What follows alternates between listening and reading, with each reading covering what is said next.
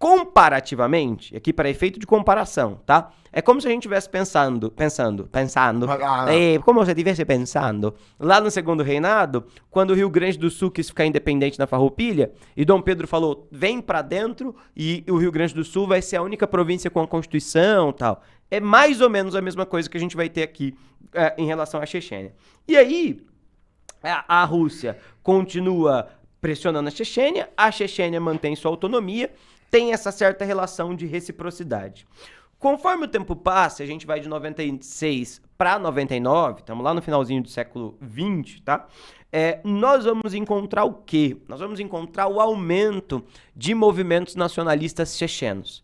Principalmente movimentos nacionalistas chechenos vinculados com a causa muçulmana. Então, não aceitando mais o vínculo com a Rússia, principalmente no sentido de criação de um Estado que seja mais autônomo, menos laico, ou pelo menos menos ortodoxo, e mais islâmico, tá? O que acontece nesse contexto? Acontece o início de uma nova guerra, tá? É o início da Segunda Guerra Chechena, que acontece, em termos legais, em termos oficiais, de 1999 a 2009, tá? Não. Mas em termos reais, de 1999 a 2000. Por que dessa diferença de 10 anos? Porque a guerra em si aconteceu entre 99 e 2000, acabou. Só que de 2000 até 2009, constantemente grupos terroristas chechenos, ou, né, sempre aquele problema de terrorista, né? É que é uma situação bastante complicada, mas grupos que não aceitavam o domínio do Estado russo, volta e meia faziam ações contra o governo russo, que a gente vai falar aqui, tem algumas coisas bastante graves já. E eu acho que assim, de novo naquela nossa conversa delicada, de novo, acho que o governo russo é terrorista também, e o que o Putin faz, isso é terrorismo de Estado, mas no conceito mais amplo e né, mais dicionário de terrorismo, cara, o que esses caras vão fazer é terrorismo. Exatamente. Cara, esses caras vão fazer terrorismo, Exatamente. Né? Eu acho que eles devem se denominar terroristas mesmo. É uma situação muito maluca que acontece ao longo dos anos 2000 desses movimentos chechenos, né? E aí, como é que vai acontecer? A gente vai ter guerra aberta, de novo. O Boris Yeltsin não é mais o primeiro-ministro da Rússia, o governante da Rússia. Quem que governa agora? Me conta. E aí é o seguinte, uma coisa é você brigar com Boris Yeltsin, que era um cara... Boris Yeltsin, o nome histórico e tal, mas já era uma pessoa mais velha, mais cansada. Curiosamente, durante esse período de 99 dos anos 2000, tinha assumido o governo na Rússia uma figura nova. Nos anos 2000, uma figura nova. Então, um cara que tinha um ex-agente da KGB, famoso dentro da Rússia, um senhor chamado Vladimir. O sobrenome dele é Putin. Tá? Putin, Vladimir que Putin. era primeiro-ministro daquele momento. E assim, se em 2022 o Putin tem essa fama de ser maluco... E em 2022 já mais velho, já cansado, já de boa. Imagina o Putin 20 anos mais novo, o que era, tá? E aí, o que vai acontecer? Começa essa guerra, o Putin fala, sem problema. É guerra que eles querem, guerra que eles vão ter. E aí, o Putin vai mobilizar todo o exército reformado da Rússia contra a Chechênia e vai suprimir o conflito ultra rapidamente ali, já no começo dos anos 2000, tá? Essa guerra é uma guerra que vai ter, naquele momento, 150 mil mortos. Naquele momento, tá? A gente não tá falando do longo do tempo. E, para além desses 150 mil mortos, ela vai mobilizar 500 mil de pessoas. 500 mil pessoas saem da Chechênia e vão se espalhar para outras regiões, tá? E, no final das contas, essa guerra acaba sendo suprimida com ultraviolência pelo Putin, só que, ao reprimir o conflito com extrema violência, isso vai inspirar a população chechena, principalmente aquela população chechena que já estava vinculada com a ideia da guerrilha, a, depois do fim da guerra, manter uma guerrilha ativa contra o Putin, cujo alvo era justamente o Putin, para tentar enfraquecer o Putin, né? E aí, o que nós vamos encontrar ali ao longo dos anos 2000, principalmente 2000 até 2010? Uma série de atentados terroristas, principalmente em 2004. O Gui vai contar um, eu vou contar outro. Beleza. Que ilustra muito bem tanto a posição de parte dessa população chechena contra a Rússia principal, quanto a relação do Putin com essa população da Chechênia, certo, Gui? Perfeito. E aí, Gui, quer contar o seu primeiro? O seu Cara, aconteceu antes do meu. Vamos lá, então vamos em 2002, então. Aham. Em 2002, em Moscou. Capital da Rússia. Capital. Capital. Atacar a capital é uma declaração de guerra. É uma coisa muito séria. Em 2002, 42 chechenos invadiram um dos maiores teatros de Moscou, o Teatro Dubrovka. É difícil falar esse nome. Gostei da pronúncia. Dubrovka. Isso. E 42, de novo, militantes, terroristas, ativistas, homens armados chechenos, bota aí o nome que você quiser, fizeram 850 pessoas de refém dentro de um teatro e exigiram a retirada de todos o exército russo da Chechênia. Caso o Putin não retirasse o exército da Chechênia, aquelas 850 pessoas morreriam. Passado 2 dias, os terroristas, né, os chechenos, exigiram uma imediata resposta do Putin, que ainda não havia falado nada, e para eles resolverem demonstrar uma maior revolta, eles assassinaram 2 pessoas. Eles executaram 2 pessoas lá dentro. Foi aí que o Putin resolveu agir. E vem a história mais maluca de todas, a ideia do Putin. Vamos usar as tubulações do teatro para aplicar um gás que vai desmaiar todo mundo. E aí eu jogo um gás dentro desse teatro, todo mundo desmaia, a gente entra. Filme, coisa de filme. Ele deve ter visto isso num filme. Primeiro ponto, até hoje a gente não sabe que gás era esse. Tá, existe toda uma discussão sobre isso. A imprensa foi totalmente... Isso acontece toda vez, né? A imprensa é totalmente censurada, ninguém sabe. Gente, acontece que esse gás, ele simplesmente não fez só dormir. E das 850 pessoas lá dentro, 200 morreram. Os 40 chechenos, mas a própria Rússia é responsável pela morte, cara. Olha isso. A gente tem de 170 civis, 170 pessoas.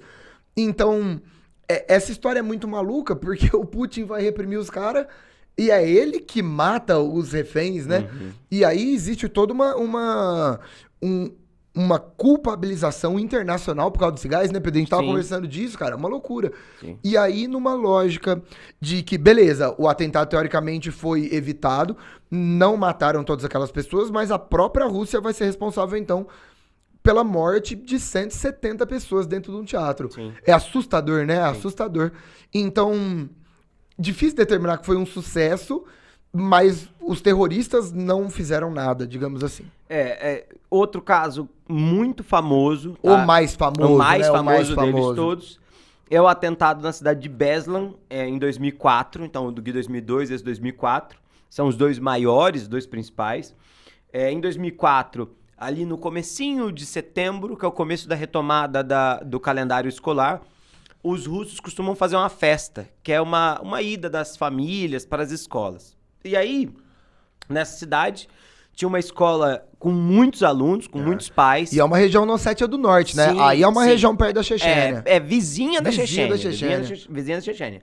E aí, essa população, né, tava lá, e aí vão falar que estavam ali reunidos na escola e tudo mais, e aí vão chegar um grupo também de pessoas armadas, vão mandar as pessoas entrarem no salão de esportes, e aí são 1.100 pessoas. É uma quantidade absurda de pessoas, ok? E essas 1.100 pessoas vão ser feitas reféns. E aí tem de criança, de colo, até idoso que estava acompanhando as crianças. Esse grupo era um grupo que pedia, né, entre outras coisas, não só a autonomia da Chechênia, mas pedia também que o Putin deixasse o seu cargo, renunciasse o cargo de primeiro-ministro da Rússia, para libertar as crianças. Esse sequestro durou 52 horas. A gente está falando aqui de mais de 2 dias, quase 3 dias da população lá dentro. E esses terroristas estavam com bombas amarrados em volta do corpo, tá? As coisas foram esquentando, foram piorando, até que o Putin manda a ordem da polícia, das Forças Armadas entrarem no prédio e tentarem suprimir. Só que no momento que isso acontece, esses terroristas explodem os os explosivos que estavam com eles. E das 1.100 reféns, 331 pessoas acabam morrendo nesse que é, sem sombra de dúvidas, uma ação que é uma ação terrível. Cara, é em escola, mano. É em escola. E isso marca, de novo, essa forma com a qual o Putin vai reprimir a movimentação. Ao mesmo tempo que isso vai criar uma certa margem para crítica, isso fortalece o Putin como uma figura de alguém que toma medidas que são duras no momento em que é preciso tomar medidas duras, dentro da visão da Rússia, evidentemente, tá? A partir de 2007, assume o governo da Chechênia, então a Chechênia vai ganhar o status de mais independência, um cara chamado Ramzan Kadyrov. Esse Ramzan Kadyrov é o governador da Chechênia de 2007 até hoje, democraticamente, tá? E ele é muito amigo do Putin, tá? Se você procurar os dois, Putin e Chechênia, ele vai estar abraçado sempre com um cara barbudo, esse cara é o governador dessa região.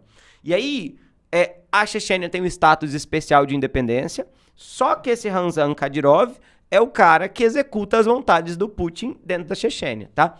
Conforme a gente vai vendo, e aí um exemplo, né? Quando a gente olha, por exemplo, agora para a guerra da Rússia e Ucrânia, tem parte da população chechena que está na Ucrânia lutando contra os russos e tem parte da população chechena que está no exército russo. O que mostra pra gente o tanto que essa situação é uma situação complicada. Existem aqueles que ainda são pró-independência. O conflito atualmente é um conflito assentado, não está em uma atividade muito grande.